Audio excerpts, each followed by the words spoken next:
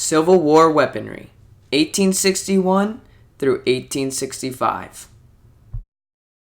There were three main guns during the Civil War: the Springfield Rifle, the Lawrence Rifle, and the Colt Revolutionary Rifle. The musket is a very complicated rifle, but it can be broken down into parts: the butt, stock, trigger, lock, breech, barrel bands, barrel, bayonet, ramrod, and the muzzle.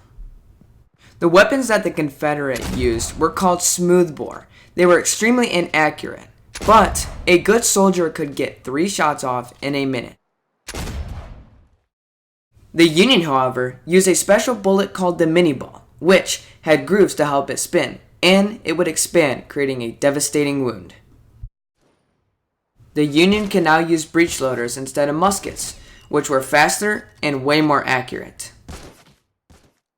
All in all, the Union carried lots of mini ball weapons, even including their sidearms. They definitely had the advantage. Now on to swords. The infantry used Model 1832 foot artillery swords and the Model 1832 dragoon saber.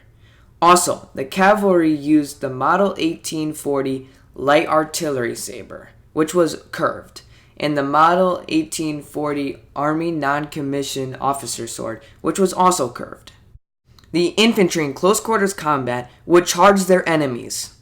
The reason the sword was curved was so they could slash up, sideways, and they could also charge and stab. Now onto artillery. There was the 12-pound howitzer, the 10-pound Parrott rifle, and the 3-inch ordnance rifle. Cannons were extremely heavy and had to be pushed onto the battlefield, but they were extremely useful as they could blow through fortifications that the enemy would have set up. Now onto the experimental strategies of the war. Just like this Billinghurst-Roquet rifle. Can you tell how many barrels there are? Me neither.